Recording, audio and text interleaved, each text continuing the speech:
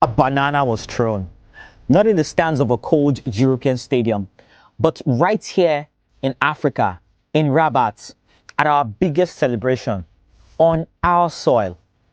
When Stanley Nwabali, Nigeria's goalkeeper, picked it up and ate it, it was a moment of supreme defiance. But let's stop pretending.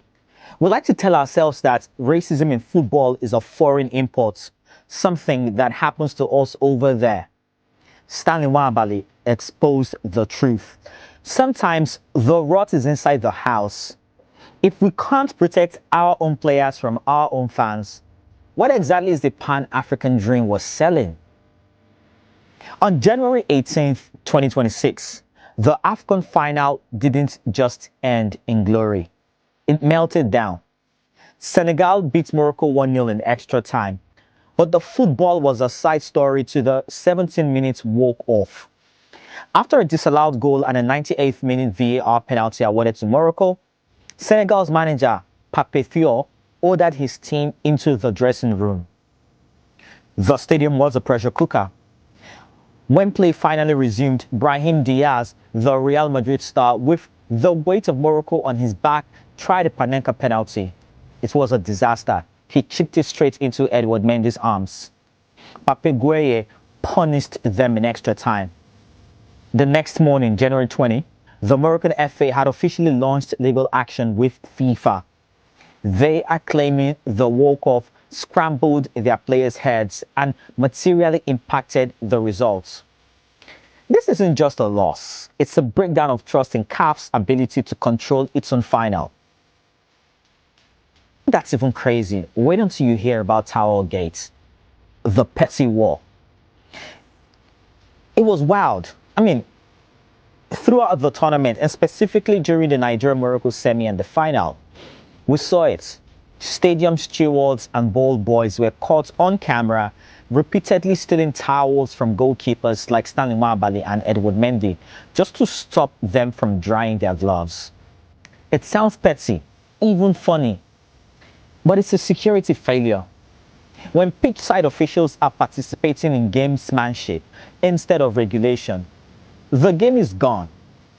If CAF can't stop a steward from stealing a towel, how are they going to manage the multi-billion-dollar infrastructure of a three-nation tournament? Because that's where we're headed to next.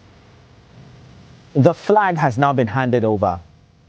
Attention shifts from the north to the east. Kenya, Uganda, and Tanzania are on the clock for Afcon 2027. But the shadows of Rabat are looming. CAF President Patrice Motsepe just had to shoot down rumors that the tournament might be moved due to infrastructure challenges. Kenya is betting the house on Talanta Sports City, a 60,000-seat jewel along Ngog Road. They broke ground in 2024, but they are racing against the December 2025 completion dates. Uganda is overhauling Namboole, and Tanzania is leaning on the Benjamin Mkapa Stadium. Rabat 2025 showed us that stadiums aren't enough. You need governance. You also need discipline.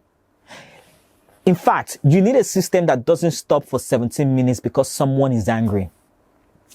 When Morocco and Algeria head to court over a referee's whistle, they aren't just fighting for a trophy. They are exposing the fragility of our institutional trusts. We talk about a borderless Africa, but how can we trade goods and services if we can't agree on the rules of a 90-minute game? Afcon 2026 wasn't a football failure. It was a stress test for the African Union's vision of a unified continent. Afcon 2027 is the ultimate test. It's the first time three nations will co-host. And if they pull it off, the East African community proves, well, they are one of the better organized bloc on the continent. I want you to tell me about your country, whether you're from Kenya, Uganda, or Tanzania. Do you trust your governments to deliver Talanta and Namboole on time, or are we heading for another institutional crisis? My name is Chika, and if you enjoy content like this, please don't forget to like, share, and subscribe, and stay for other content on African issues and the rest of the world.